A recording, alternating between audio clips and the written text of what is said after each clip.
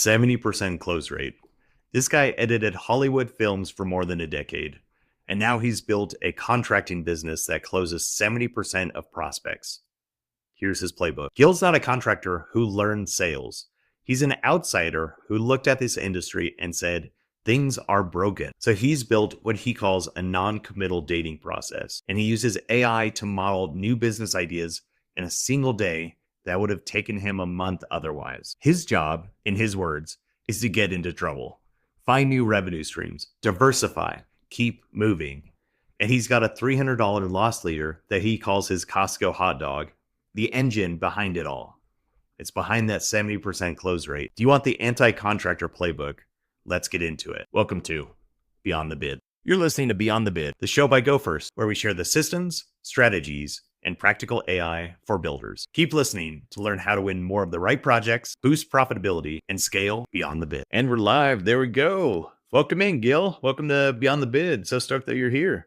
I'm happy to be here. Like, we should have recorded everything we've talked about up until now. I know. That's always how it goes. It's always like fun, good stuff, that's like always organic and casual before you hit the big red button. But yeah, in any case, for those who haven't met you yet and those who are just tuning in, can you kind of give a quick background of who you are and what GoADU is all about?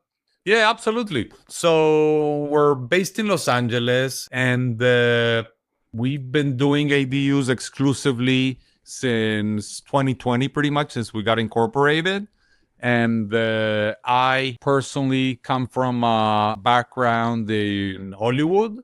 I've been working as a reality television editor for a 10-year career, and developed a plan B just in case the freelance economy wasn't going to be as friendly to me. And also having a ceiling. When you're a freelancer, you have 52 weeks a year that you can work with, and you have an hourly rate. So you have a cap in how much money you can make in terms of being a freelancer. And I wanted to take kind of like the top off of that and start leveraging other people's times to try to make more money. So I've always wanted to start a business, and I got into construction. Like, now, instead of telling stories, I'm building ADUs, and now you're just telling a different story. It's a different story. It's still pieces that you need to put together, like it's related in a way. And so started with a business partner. We have a good relationship where, like, he is in charge of the production of the product, and I'm in charge of bringing business in. So it's a good partnership in terms that, like, I leverage his expertise. He's been a builder for 20 years, knows what to do, and I bring my marketing and my storytelling expertise into sales and marketing, which are the same thing in my opinion. And absolutely. And then yeah, here, do you guys get connected? Well, he built my first ADU in 2017.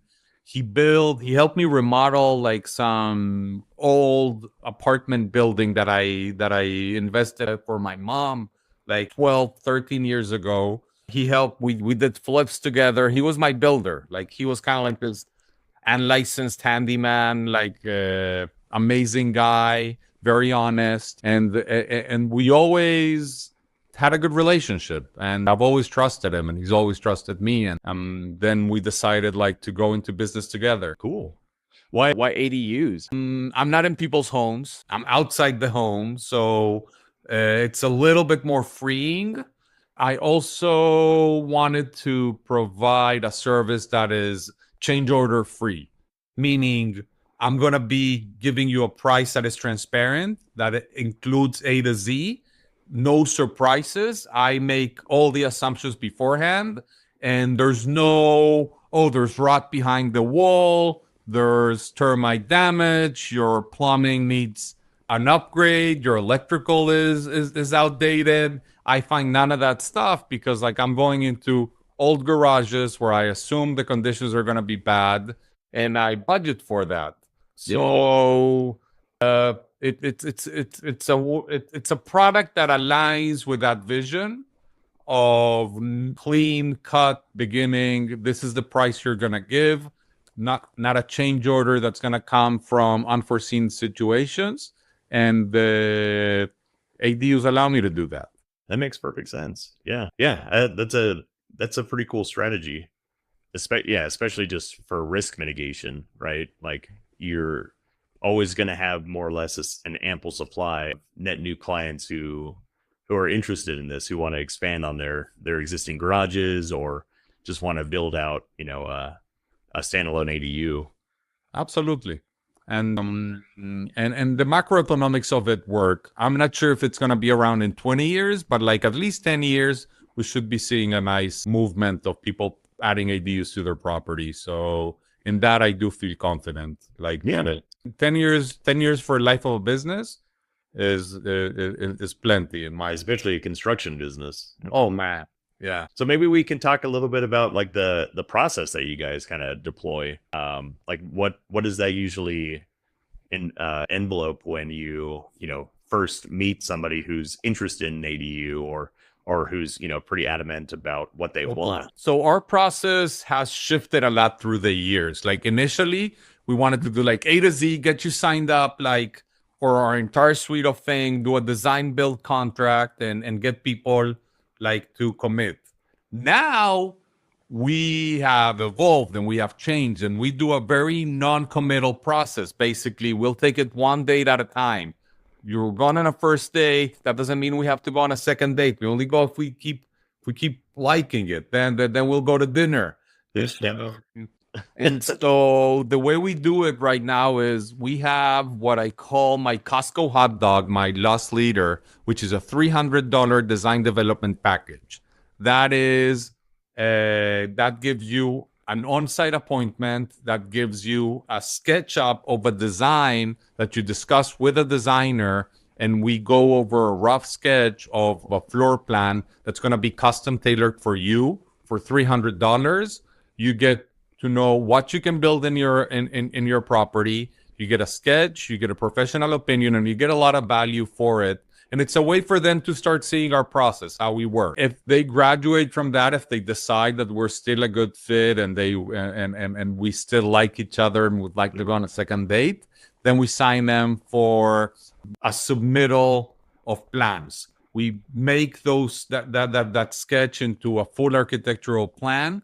We add engineering. We add Title 24, which is energy requirements here in California. We submit that to the city, and we start talking about selections and what they want in order to make that ADU possibility. And then, like from that process, they're free to shop around those designs with any other contractor they want. It's just a design that they can take to any contractor and ask for bids.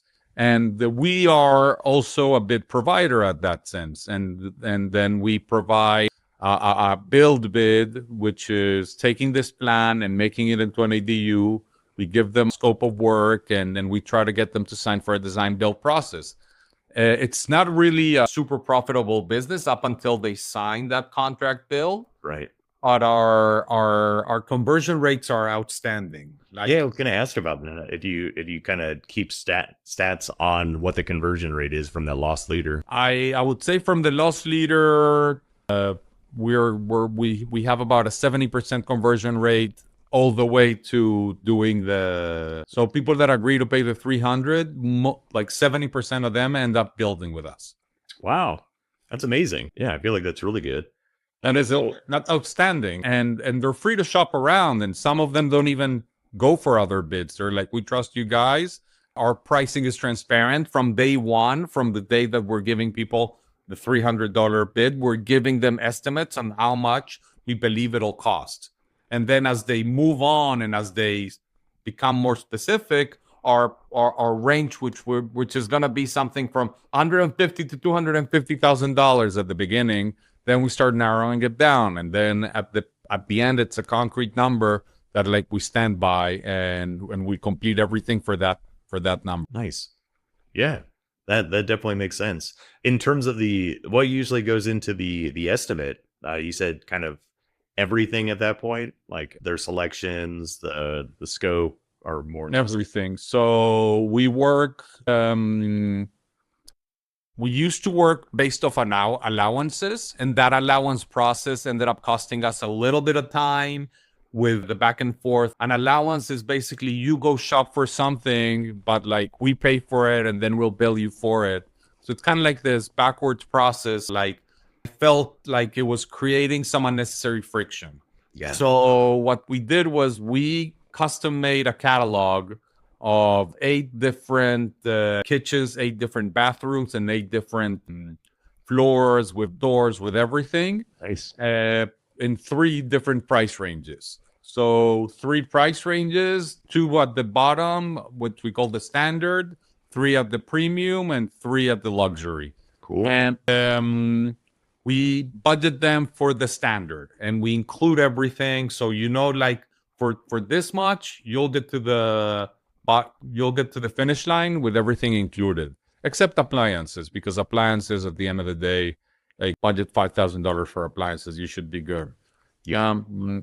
And some people, if they don't like the catalog, if none of these things make sense to them, some people are very particular. There's just like they're very specific in what they want. We'll just build an installation type of bid where they control 100% of the materials. We don't mark it up. They purchase for the materials, and we'll just install them, and we'll give it the same love. It's a $3 a square foot hardwood floor, like laminate, as if it's $12 a square foot hardwood. Or we'll install it with the same care. Nice. Wow. That's interesting. Yeah, that makes perfect sense too. What about, so you said your role is more like business development, like top of funnel, middle of funnel. Yeah. Comes to you. Now it is. Oh, now. Yeah. It's been evolving. So I still do sales. I still consolidate my numbers. Every Monday I sit down and I will do the which is very menial bookkeeping, which is like transferring the numbers from the credit cards and the bank accounts, putting them into the software. That gives me a picture of where we were at all the time, and I do this weekly. I still do sales. I'm still closing the sales. I'm not like there the whole process, but I am there at the close. Cool. And other than that, like my job is to get into trouble, to find other avenues, find other ways, and come up with ideas and how to grow, diversify, and keep my employees busy. I don't want them to have to want free time. Absolutely. So maybe we can dive into that a little bit, like what kind of troublemaking you get into. Oh man, like I get so right now I have two things that like I'm focused on, or like I'm lying to you. I have like 5 things I'm focused. But like one is marketing. I'm starting to develop a personal brand instead of because like I want to get into single family homes. I want to be part of the rebuilds in in Altadena and Pacific Palisades. So while I have a great brand, GoADU, works great for ADUs, people don't understand that our skill set translates to also building single family homes. And so I need to launch a new brand, which is Vaisman Construction, which builds single family homes. So I'm developing that brand. But in order for me personally to promote GoADU and Vaisman Construction, I need to promote myself as a brand. And actually people do care like what I have to say. And so I'm more active in my own personal social media. That's on one end. And especially with your background in Hollywood, right? Oh man, like I've lived in 4 countries. I grew up in Colombia. Then I moved to Israel when I was in high school. I did film school in Spain. I started my career in Spain, and I've been in the US for short of 15 years now. So like, yeah, I've been around the block. And so that's like the other thing. And then like just diversification, like things like latest idea came from my business partner. He tells me like, we need to diversify. Like I've been looking into documentaries about billionaires, and they all say the word diversification. And we just happened to have like rented a dumpster from this company, and it was like $550. And I'm like, well, what do? They just park the dumpster there, they haul it, throw it away. We know how much it costs to throw the the rubbish away.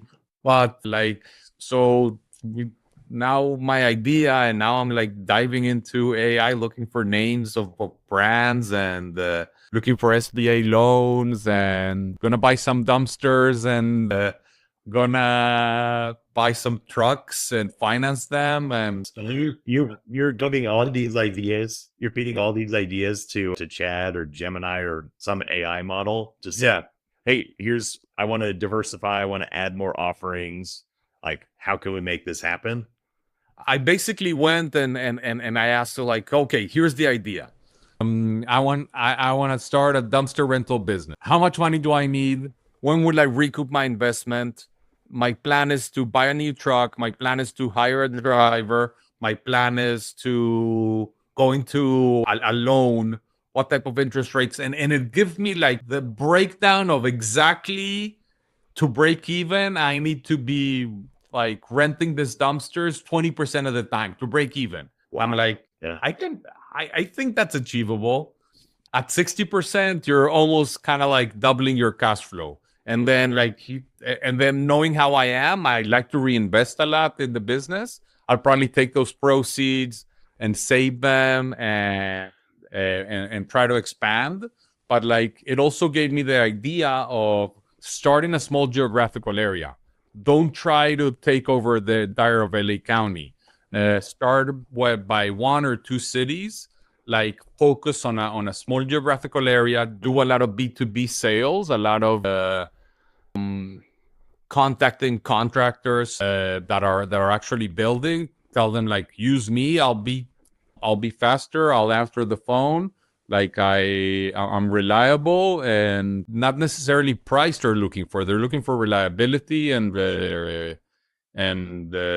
no hassle. Like, contractors deal with a lot of headaches. Like, if you can remove headaches and make something more efficient, and just like, hey, you can rent it by creating systems, like and incorporating technology into something where, like, right now you're having to call the phone. Maybe you just want to send a text. Maybe you just want to go into an app and book it in the calendar. And so providing all those facilities, which the software exists to do that, like, I think there's ways to break into it.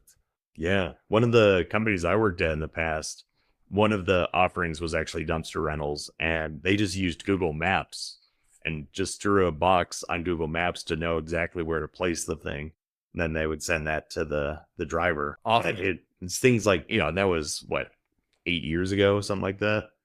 And yeah, it's amazing just what you can do, with just off the shelf or free tech nowadays. Yeah, no, and now I already researched that, like, you need a GPS tracker per dumpster to know exactly where they're at, and there's software that includes AI for route efficiency. Yeah. It tells you exactly what's the most efficient way to cover your route in order to minimize, time. The time equals money.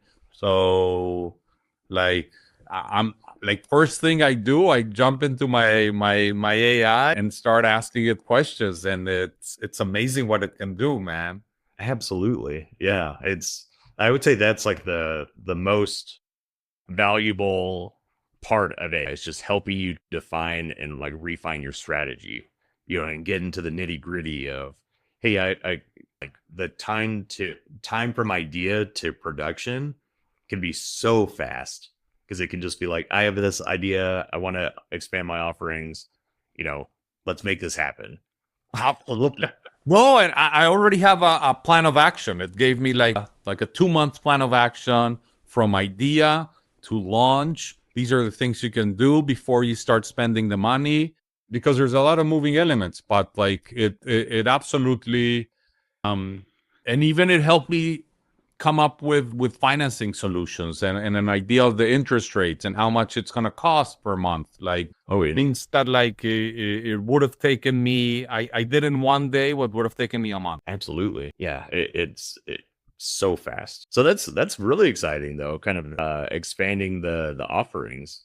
Yeah, I mean, it's related or unrelated. It's I've always thought of diversifying things that like have to do with my business, meaning things that I'm in direct contact with. Like at some point I wanted to get into the gutter business because like I hire rain gutter business. So like didn't end up pursuing it necessarily. But this one, I also like that the barrier of entry is a little higher. Like you actually need some capital to get into it. Yeah. So that is something that like I have the luxury of being able to do it with business debt and not my personal debt. Mm-hmm. Because like once you have a business that's been established for 5 years, that's proven to be profitable, that has the numbers, that like lenders only give you money when you don't need it. When you really need the money, when you're in a crunch, they're no good because you're too risky. But like when you're flowing with cash, the line up to give you money, and it's backwards. But like the system favors the winner. Absolutely. Yeah. Yeah, everybody's always risk adverse. And yeah, so it makes sense, at least from that regard. Yeah. That's cool. So I can absolutely see that kind of tying into Goadu and Weissman Construction. So you're going to be busy. That's a lot of moving parts, but really exciting like initiatives going on. Yeah, absolutely. Like I don't think I'll ever retire. Like if Yeah. I'm honest, I had a moment in my life. I had a business. It was short-term rental arbitrage. I would rent an apartment and I would sublease it in Airbnb, double, triple the rent. Oh yeah. On a monthly basis. It was very profitable. And I remember I had like someone doing the management of the apartment itself, like someone doing the cleaning, someone doing the customer service, someone was on the app answering to people. I had a pricing tool. Wow. Everything was fully automated. And I was like sitting there in my yard depressed. Like I had nothing to do. And all of this idea of like reaching financial freedom and having all this, like all of a sudden I reached it and the purpose went away. Yeah. And for me, that purpose has to be something that like has to be that fire that like keeps burning and you doing and keeping like getting into trouble. Like at least I'm speaking for myself. I have a personality that like I can't just settle and say like, okay, I made it. I triumphed. I have nothing to do. Like I'll go into depression if I'm not like constantly looking for more ideas or more things to do. Yeah. Or more things to start. Like it's a bad place for me to be. I'm right there with you. I know that feeling. And yeah, growth is everything. Absolutely. So like that's why like and also my philosophy when I go into a business is try to be obsolete in my own business. So have a business like that doesn't need me. Like being useless in my own business. That's the ultimate goal. I'm not there. I'm not at a position. I still do sales. I still a lot of things. I'm up to date in the day-to-day operation. I'm talking to my people on a daily basis.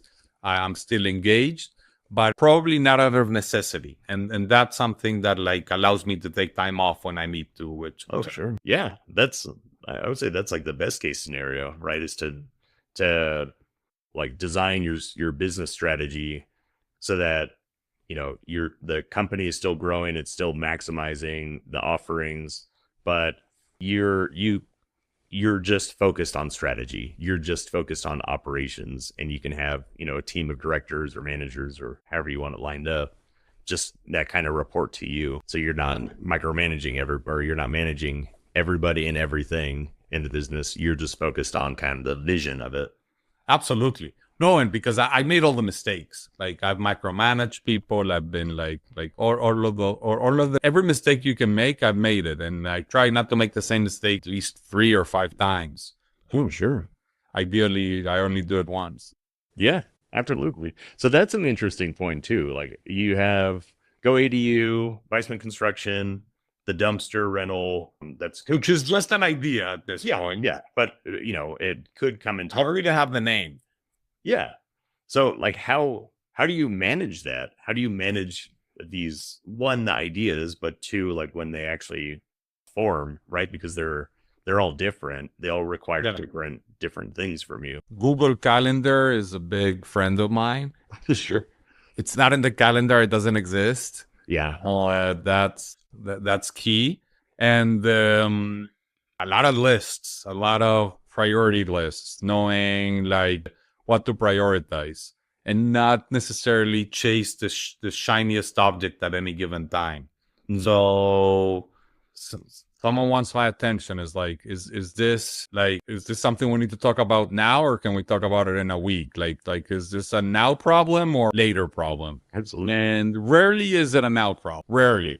Man, Once you really, unless like some businesses are more day to day, more kind of like, but like if it's a now problem, you should have someone ideally dealing with that problem, and then someone should be in place like to be able to deal with that problem. So, for example, in my line of business, if someone busts on a pipe and then we have a big flood, like a pipe burst, which happens, like I'm not the person you need to call. You need to call someone else, like you need to call the city to shut off the main valve. And there's a project manager that is in charge of that. So like at the end of the day, any emergency doesn't require me. That makes sense. Yeah. So that, like, always have like working to have backup systems or systems in play for that don't just involve you fixing it. Yeah. Like everybody panic. You get what? Oh my God. Well, so one question I always like to ask too is, do you have one tool or one piece of advice or one workflow, something that's really changed the game for you recently that, you documented or you didn't document, but just something that comes to mind that has really like left us a significant impact in your business? Tools, like I don't think you can go into any industry without a software. Yeah. Like, and I think that's universal for every industry nowadays. There's softwares tailor-made for every single industry that are gonna check every box because someone was doing the work and they saw a problem in the marketplace and they thought of a solution, and like someone has walked through your path before. Like, unless you're like a startup or doing something where you might need something proprietary, most of the things have been invented. So I would say have that software, have that tool. Big shout out to JobTread from my point of view. Another tool that I use for if you're a contractor out there, CompanyCam is a great little simple app to take pictures but like unlimited storage, easy to access contractors to it. Like I want everybody snapping pictures at the end of the job day, and it keeps a record of everything, and it's easy to navigate, and then you can look specifically. Like I've had clients tell me, you damaged this concrete, and then I have CompanyCam, and CompanyCam shows that we had pictures before we worked there and the concrete was cracked, and so like leave me a note. So now a smart CYA to have a tool like that.